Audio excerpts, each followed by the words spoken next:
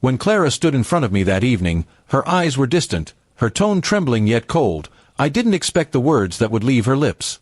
"Ethan," she said, not meeting my eyes, "I'm engaged to another man.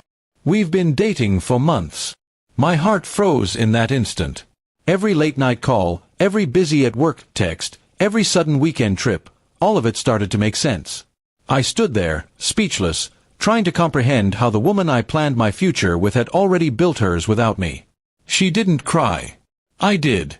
Or maybe I didn't realize I was crying until the tears hit my hands. Clara just looked at me like I was some stranger who didn't deserve the truth until now. "It wasn't supposed to go this far," she murmured. "But I fell in love with him." That line felt like a knife.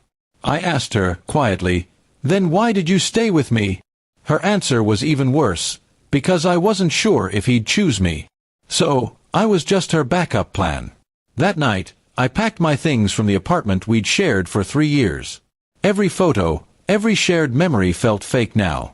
I didn't yell. I didn't beg. I left the keys on the counter and walked away with only one thought in mind. If she could betray me this easily, I'd show her what losing me really meant. The next few weeks were hard. I couldn't sleep, couldn't eat, and I replayed our conversations over and over. My friends wanted me to move on, but something in me refused to end the story that way.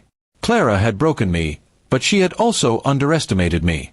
I wasn't going to hurt her physically or ruin her life, but I knew exactly where to strike: her pride. Clara worked at a marketing firm, and she often bragged about how her department ran smoothly because of her leadership.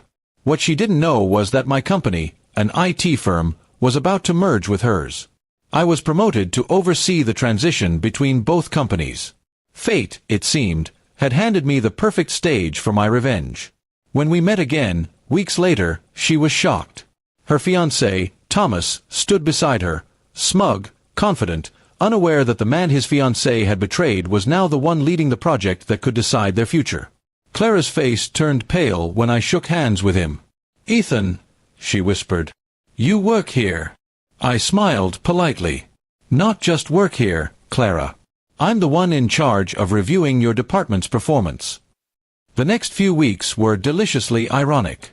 Clara tried to act professional, pretending that nothing had ever happened between us. But I could see the fear in her eyes every time I entered a meeting room. She knew her department wasn't performing as well as it should, and Thomas, her fiancé, was one of the junior managers under her supervision. The power dynamic shifted completely, and for once, I was in control. I didn't seek revenge through cruelty or lies. I let professionalism do the work. I evaluated everything with fairness, but without favoritism. And because of her own negligence, those long lunches with Thomas, the missed deadlines, the careless reports, her team fell short of the company's standards. When the final performance review was submitted, Clara's position was recommended for termination. When HR delivered the decision, she stormed into my office. "You did this on purpose," she accused, tears in her eyes. I looked at her calmly and said, "No, Clara. You did this to yourself. I just gave you the fairness you never gave me." She stared at me, stunned, realizing that her betrayal had finally caught up with her. Her fiancé didn't take it well either. Word spread that she had once been with me, and when he learned how their relationship began, overlapping mine, he felt humiliated. Within a month, they broke off their engagement. Clara left the company quietly, her once glowing reputation reduced to whispers in the hallways. Months passed. I moved on with my life, focusing on my work and myself. I didn't rush into another relationship. I learned to be alone, to find peace in silence rather than seeking validation from someone else. My revenge had not been about destroying her, it had been about restoring myself. One afternoon, I got a message from Clara.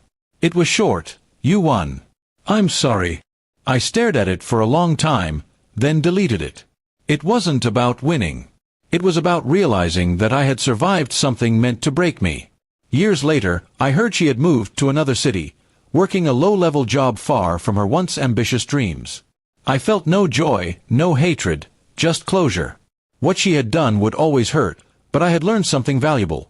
Betrayal might destroy trust, but it also builds strength if you let it.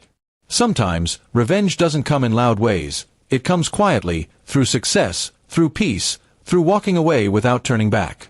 That's what I did. And that was enough. Because the truth is, when she said, "I'm engaged to another man," she thought she'd left me broken. But in the end, she was the one who lost everything, and I, finally, found myself again.